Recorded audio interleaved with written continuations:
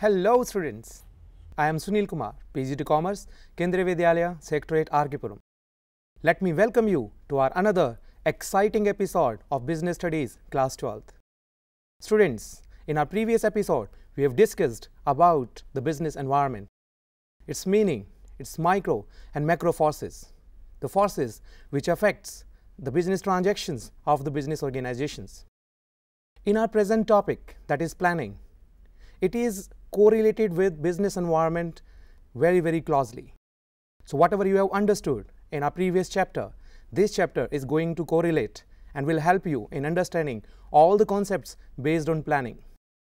In this chapter, we will study about the meaning of planning, definition of planning, features of planning, process of planning, importance of planning, types of plans, and at last, demerits of planning, or you can say limitations of planning. Students, let me start with meaning of planning. Planning is a process of deciding in advance what is to be done, when it is to be done, how it is to be done, and by whom it should be done. Actually, planning bridges the gap where we are studying today and where we would like to reach. It helps where we are standing right now. It means what is our position in the market. Say, our position in the market right now is second, and where we would like to reach, that is number one position in the market. So students, we have to see how we can go from second position to the first position. For us right now, the objective is to become number one in the market. Planning helps in deciding that what courses of action should be taken by our business organization so that we can achieve the number one position in the market. Planning first of all sets the objectives of the business organization, and then it helps in developing the premises. It helps in formulating the supportive plans. Then, after evaluating the plans, it helps in taking the best plan, which will help the organization in the achievement of organizational objectives, which you have already understood, becoming number one in the market. Students, now we look at the definition given by the experts in the field of management. According to Mr. Alfred and Beatty, planning is the thinking process, the organized foresight, the vision based on facts and experience that is required for intelligent action. Students, now it is clear with the help of this definition that planning is a process, and you have to think a lot about this process. And in order to be an effective planner, you need to have vision, you need to have intelligent thought, you need to have sound judgment. And if you are having all these three dimensions, then certainly you will be able to draw best planning which will help in the achievement of your organizational objectives. As we have taken the example recently that we are having the second position in the market and our objective is to become number one in the market. And if the planners, if they are keeping all these things in their mind and if they are applying it, then certainly they will help in the achievement of becoming number one in the market. Now students, let me start understanding the features of planning. What are the features? Actually, these are the properties, these are the characteristics of planning, what planning is made of. The very first feature of planning is primary function of management. Planning is the primary function of management. As we have studied that management has 5 major functions, that is planning, organizing, staffing, directing and controlling. And planning is the very first function which provides basis for all other functions of management. If this function is not performed properly, the rest of 4 functions are of no use. Like in planning, if we have decided that we have to become number one in the market, then the planning will tell you what are the courses of action you have to undertake, what are the things you need to consider, and by following the same, you will be becoming number one in the market. But mere thinking and deciding and making planning will not help you in taking you to the first position. It will take a lot of hard work, dedication and the commitment, not only part of the lower level of management, but also from the middle and top level of management. And if they are committed, then certainly they will be able to achieve organizational objectives. The second most important feature of planning is it is a goal-oriented process. What is the meaning of goal-oriented process? planning cannot be taken into consideration without having an objective. You need to decide what you would like to achieve, and only after that you can decide what type of actions we have to perform so that we can achieve the objective. Here we have taken the example that we would like to be number one in the market. If we are having this goal in our mind, only then we can decide what we have to do actually so that we'll be becoming number one. So planning is a goal-oriented process. Now, our next feature of planning is pervasive. It means it is applicable to all the levels of management. It is applicable to the top level of management, middle level of management, and the lower level of management. At the top level of management, all the policies, programs, strategies are decided.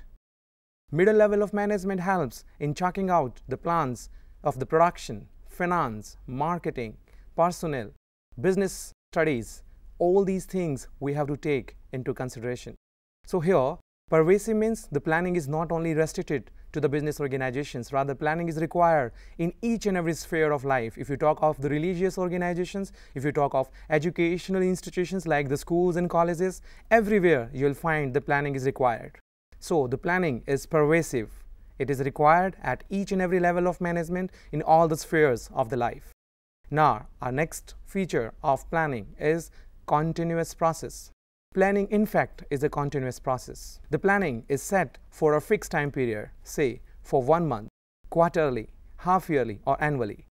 So once the time is set in, the objectives will be set in by the organization, and after the expiry of 1 year, we'll see whether the objectives set before 1 year are met or not. What are the changes which are required so that we can have another courses of action which will help us in the achievement of organizational objectives. So here our entire concentration will be on that what are the things, what are the changes taking place in the market. As we have studied in macro factors, so there are economical, social, political, legal and technological environment taking place, and if the business organization, because of these changes, because of this environment poses threat to the existence of the business organization, so they have to ensure that in changed circumstances, what are the actions to be performed so that all the threats imposed by these macro factors can be easily taken out. So planning is a continuous process. It is not ending after a particular year or after a specified time period, maybe 10 years or the 20 years or the 30 years. It is an unending process. The another feature of planning is futuristic, or you can say forward-looking. Planning is always done for the future. It is never ever done for the past. But the managers who are given the responsibility to look it into the matter, look it into the future, and then decide what courses of action the managers have to perform in order to achieve organizational objectives. As I mentioned, that it is never ever done for the past. But certainly, the past experiences will help the manager in deciding future courses of action. They must be keeping in their mind that in the previous years they have taken certain decisions and what were the outcome of those decisions. So in this year, when they are going to take the decisions, they will be keeping in their mind the outcomes which they had in the previous years, and now they will be able to take better decisions, and they will be able to take the better decisions only when they are scanning the environment. They are scanning the macro environment importantly, and if they are doing so, if they can do it to the perfection, certainly they will do it for the betterment of the business organization. Our next feature of planning is a mental exercise. Obviously, it is an intellectual process. The manager who are given the responsibility of taking out planning for the business organization must have a very sound mind. He must have intelligent imagination. He must have sound judgment. And if he is having these features, certainly he will be able to take out the organization to the another level. Here, the manager has to take all the previous activities, all the plans taken in the previous years into consideration. And then they will be thinking about the future, that what type of activities will help the organization actually in the achievement of organizational objectives. So here mental exercise comprises of that what type of activities the organization has to perform. And yes, it is an important feature of planning. So students, now here we have come to the end of the features of planning. You have understood that it is having all the properties which are required to be dynamic in the life. Now students, let we have our next topic, that is planning process. In planning process, the first of all we'll take it up setting objectives.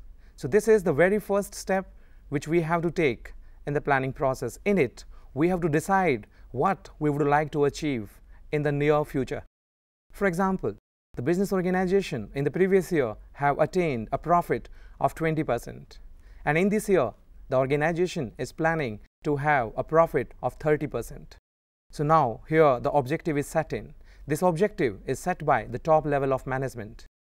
Now at the second step of planning process, we are having developing premises. The managers, after setting the objectives, they have to foresight, they have to look into the future, they have to decide what is going to happen in the future. We all know that future is full of risk and uncertainty, and the managers, they have to use their mind, they have to think what could be the possible aspects of the future, and by keeping those in their minds, they will be developing the premises. They will be developing the supportive plans which will help the organization in the achievement of organizational objectives. At third step, we are having the search for alternative courses of action. Once the objectives are set that our profit should be 30% as compared to 20% of the last year, now we have to look for the alternatives. What activities can be done so that our profit can be maximized? Let me take an example. The type of alternatives our organization will be having. Number one, we may increase the price of the existing product. Number two, we can import the machines which can produce the things very quickly. Thirdly, we can use our waste resources in the manufacturing of stuffed toys. So here there are few alternatives which business organization may have for the achievement of 30% profits as its objective. Now in our next process, we are having evaluating alternative courses of action. Once we are having various alternatives in front of us, now it is our responsibility to evaluate each and every one to the perfection. Let me take out the very first which we have taken, that is increasing the prices of the existing product.